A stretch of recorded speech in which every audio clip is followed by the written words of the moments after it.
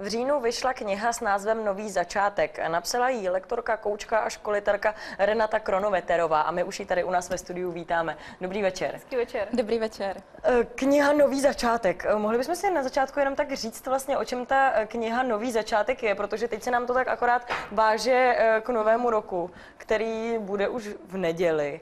Takže určitě ta kniha bude podnětná právě k novému začátku nového roku. Přesně tak, Báro. Ta knížka je určená v podstatě všem těm, kteří chtějí ten svůj život nastartovat trošku jiným směrem, přidat mu trochu energii, šťávu, dosáhnout těch cílů, který si dají i třeba s tím novým rokem právě. Tak jsou v ní uvedeny právě praktické návody, konkrétní kroky, jak na to. Což mnohokrát chybí. Znáte to, s novým rokem každý si dá předsevzetí, jakože od nového roku začnu cvičit, cubnu, naučím se anglicky a bohužel to většinou netrvá tak déle než týden, 14 dní. No a je lepší teda ten nový rok začít někdy jindy než na nový rok, že tuto knížku si klidně vezmeme i v září a rozhodneme se začít znovu, anebo ten nový rok nás podporuje v tom, že to ta změna je, anebo naopak je to kontraproduktivní, že u těch předsevzetí nevydržíme? No já mám právě takové obavy, že spousta lidí má z minulosti zafixováno, že nepodařilo se mi ty předsevzetí dodržet, tak vůbec není problém začít právě s novým začátkem kdykoliv, kdy mám náladu na to, abych udělal tu tlustou čáru za minulostí a začal se na to dívat, začal znovu. Takže určitě si ji můžeme vzít do ruky, doporučuji, může to být jaro, léto, podzim, zima, kdykoliv. Je potřeba se na tuhletu životní změnu nějakým způsobem připravit a ty předsevzetí si vzít komplexní a nejenom takové jednotlivé, jak jste vy říkala, jako naučím se anglicky a jo, trošku se zlepším v jídle a budu víc chodit cvičit, protože já už si třeba žádný předsevzetí nedávám, protože vím, že nikdy nic nedodržím. Přesně, jako určitě. Já si myslím, že s tím novým rokem, co třeba já osobně dělám, je, že si vezmu ten čas sama pro sebe a tak nějak se zamyslím na to, co bych chtěla ten příští rok zažít. A nemusí to být konkrétně jakoby materiální věci, ale jedná se spíš o zážitky, to, co bych chtěla prožívat, s kterými lidmi bych se chtěla setkat. Jo? A když si vytvoříte takovou tu vizi toho, co byste chtěli a podpoříte to i těmi emocemi, tak je to mnohem jednodušší si to do toho života přitáhnout. Jo. Takže jak by ten náš nový začátek měl vypadat takhle k tomu novému roku? Říct si prostě teď je 1. ledna, vemu si prostě 2-3 dny dovolenou a budu sama přemýšlet, nebo já vůbec vlastně nevím, jak by to prakticky mělo vypadat totiž. Tak je to úžasný, když by se vám to podařilo, slečně, tak by bylo fantastický si udělat ten čas sama na sebe, i kdyby to měla být třeba půl hodinka denně. Jo, každý z nás dává spoustu energie, času, úsilí druhým lidem, abychom jim pomohli, ať je to práce, škola, rodina, cokoliv, ale málo kdy máme ten čas sami na sebe. Takže udělat si i tu půl hodinku až hodinku denně pro sebe a dát si dohromady, vůbec utříbit si to, co bych chtěl do svého života přidat, ale hlavně s čím bych chtěl i skončit. Jo, protože pak narážíme na to, že co se týče času, že člověk řekne, nemám spoustu času na to, abych dělal nové věci, tak když přestaneme s tím, co jsme dělali, zaměříme se právě třeba na ty konkrétní důležité úkoly, které je potřeba udělat první, do kterých se nám často nechce. Brian tomu říká ty žáby v podstatě. To jsou věci, které nechceme, oddalujeme, je tam ta prokrastinace. Tak když se do nich pustíme jako první, tak hnedka nám to dodá prostě energii, sílu. A ty nejtěžší věci máme za sebou a pak už máme i víc času na to, abychom dělali to, co nás baví a to, co nám přináší radost. A je nějaký lék na to, jak ty předsevzetí dodržet? Vy jste říkala, jako, že se zbavíme teda toho, co prokrastinujeme a to, co vlastně děláme neradi. Ale jak se teda udržet u toho, že vlastně se chci třeba naučit francouzsky, ale musím se donutit k tomu se učit a chodit na ty hodiny. Tak bič? Jo, no já jsem spíš člověk, který má rád takové potěšení, takže já si ty biče moc nedávám. Naopak, já používám třeba takové jednoduché metody, jako jsou třeba vizualizace, jo, nástěnky vizí, nebo to, že už si sama představíte sebe, že umíte třeba francouzsky. Jo, že se vžijete do toho pocitu, jaké to je, když jdu po té Francii, akorát jdu v Paříži, zajdu do obchodu, mohu si tam nakoupit, co chci, objednám si v restauraci, jaký je to vlastně ten pocit. A ten pocit začne vyvolávat právě ty emoce ve vás, že vás to začne bavit, že si řeknete, jo, ale mám tu chuť si třeba tu knížku vzít do ruky a začít se učit. spousta lidí si říká, musím se k tomu donutit a jakmile se k tomu nutím, tak taky utíkáme od toho, jak to jde. A když jste tu knížku dávala dohromady, tak na koho jste myslela? Pro koho by měla být určená? Je v podstatě určená pro široké spektrum lidí, kteří chtějí něco nového dosáhnout. Jo. A je to jedno, jestli je to člověk, který vyšel ze školy, nebo je to člověk kolem 40, 50, je to určeno v podstatě všem. Ta druhá polovina knížky je určená lidem, kteří mají takovou tu touhu změnit třeba tu práci, kterou momentálně dělají. Jo, protože spousta lidí je i nespokojená s tou životní situací, ve které je, a často to souvisí i s prací. A právě práce by měla být něco, co nás naplňuje. Protože tam trávíme většinu času a pokud je to něco, co nám dodává energii, co nás baví, tak to ovlivní vlastně veškeré aspekty toho našeho života. Takže ta druhá část knihy je určená právě i na konkrétní techniky, metody, jak získat tu práci snových snů. A v té první části se zaměřujeme spíš tak obecně na to, jak si stanovit ty cíle, jak si stanovit priority, jak zacházet s time managementem, aby jsme stihli všechno, co potřebujeme. Když jste naťukla tu práci, tak proč si myslíte, že spousta lidí se trvává u zaměstnání, které je v podstatě ale nebaví, vlastně jenom živí? No, já se domnívám, že to je takový ten falešný pocit jistoty. Třeba, že tu práci nějakou zatím mám, anebo často to bývá i ten nedostatek odvahy, že třeba bych nebyl dost dobrý, kdybych dělal to, co bych chtěl. Jo? Že každý z nás má vevnitř nějakou tu touhu. Jo? Něco, co ho baví, co ho naplňuje. Ale většinou, kdybychom se dostali právě k této činnosti, zdokonalili se v ní, byli v ní dobří, tak ty penízky se taky k nám budou valit potom. Ale je to nedostatek kolikrát z toho sebevědomí, že bohužel málo lidí si třeba věří, že zrovna tohle by bylo dobré pro ně. A i tato knížka teda pomůže člověku k tomu, aby si to sebevědomí zvýšil?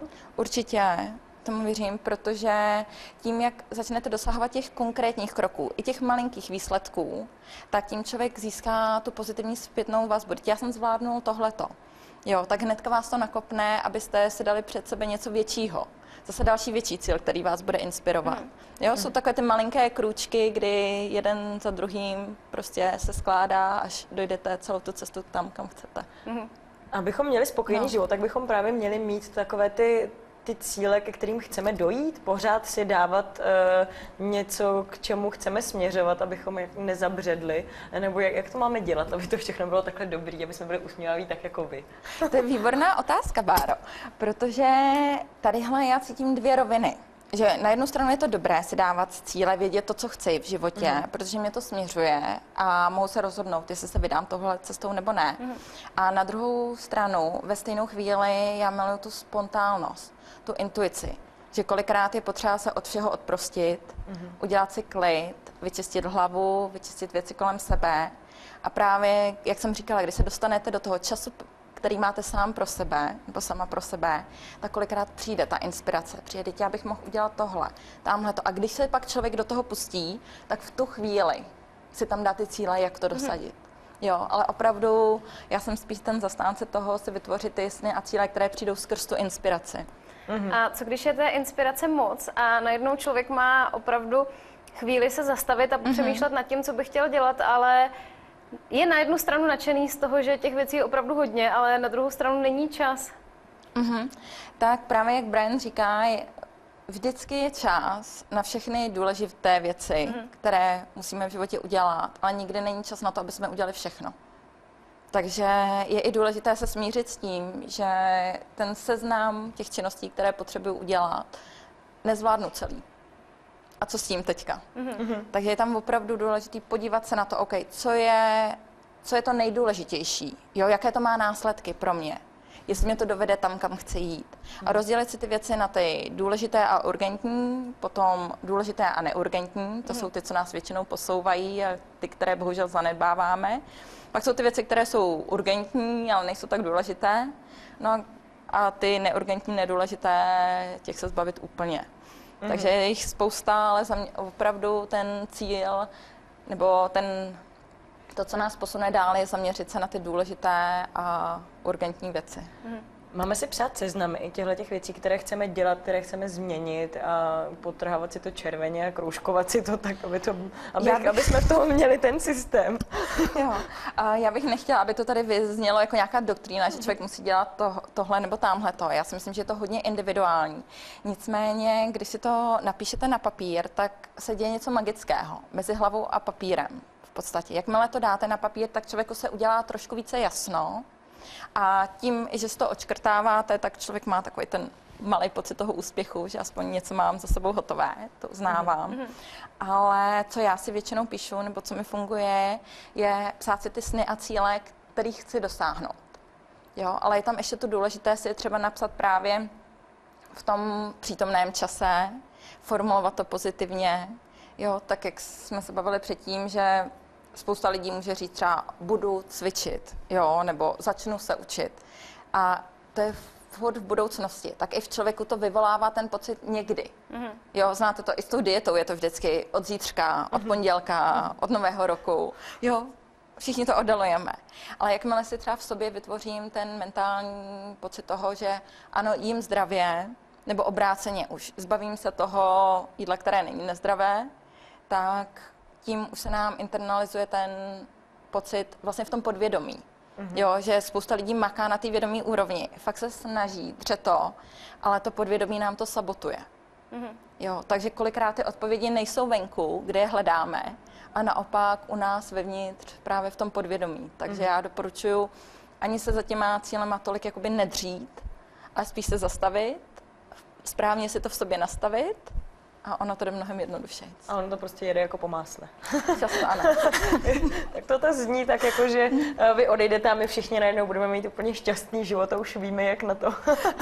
No tak v podstatě jako každý si je zodpovědný za to štěstí, že jo? A velice často lidé očekávají, že štěstí přijde zvenku. Jo, ale nepotřebujeme k tomu kolikrát ty materiální věci nebo ani to dosahování cílů. Stačí, když člověk má takovou tu vnitřní rovnováhu a je spokojený sám se sebou, že má i ten čas třeba na tu rodinu nebo na to, co ho v životě naplňuje, na ty koníčky, že jo, které mu dávají radost. Tak to si myslím, že je hodně podstatné. Promiň, já jsem se jenom ještě chtěla zeptat, jakým způsobem ty předsevzetí a ty změny dlouhodobě udržet. Jestli je na to nějaký návod, protože vy, jak jste říkala, že třeba s tou francouzštinou, když se k tomu vrátíme, že si budeme představovat, jak už jdeme v té Francii, jak kupujeme si na tom trhu to francouzské jídlo a konverzujeme v té francouzštině, tak přeci vždycky přijde nějaký takový moment, když už člověk přejde ten začátek a donutí se. Takže po nějaké době je vyčerpaný a říká si, že já se na to nevykašlu. Prostě rok se tady dřu s francouzštinou, stejně jsem ve Francii vůbec nebyla a stejně je mi to úplně k ničemu. Jak nepropadat tady téhletý depresi? No na to mám geniální odpověď, vemte si kauče. To je v podstatě něco tak, jak má člověk osobního trenéra, tak já nevím, s tou francouzštinou to může být výborná lektorka nebo lektor, který vás inspiruje k tomu, aby vás to bavilo, ne úplně nutí, ale inspiruje.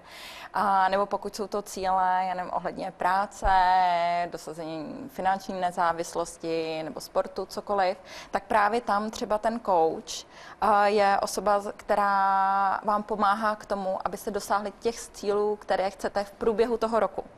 Právě když už vy si to slíbíte sami sobě, většinou na ten nový rok a vyprchá to, tak tím, že člověk pracuje třeba s koučem v průběhu, já nevím, půl roku, tak máte stále jakoby tu zodpovědnost sami k sobě skrz toho kouče, vrátit se k těm svým cílům a splnit to, co jste si sami sobě dali. Takže. A jen ještě v krátkosti, vy tím, že cestujete a máte zkušenosti ze zahraničí, tak jak jsou Češi zvyklí třeba právě na to spolupracovat s kouči oproti lidem, kteří možná už jsou na tom rozvinutější v jiných státech? Tak je to určitě novější u nás v České republice, i když i ten coaching tady poslední dobou se velice dobře rozvíjí, prostě je to taková populární věc svým způsobem. Ale je to něco, co si myslím, že by si každý člověk měl vyzkoušet a pak si na to udělat vlastní názor. Jo, to je stejně tak jako s posilovnou. Člověk může jít cvičit sám, odcvičí si to, ale když nemá tu sebedisciplínu, tak kolikrát ten coach pomůže. Venku je to naprosto běžná praxe, že většina manažerů, ředitelů, anebo i spousta lidí v osobním životě si berou life coaching. a je to součást běžného života. U nás se k tomu stále dostáváme.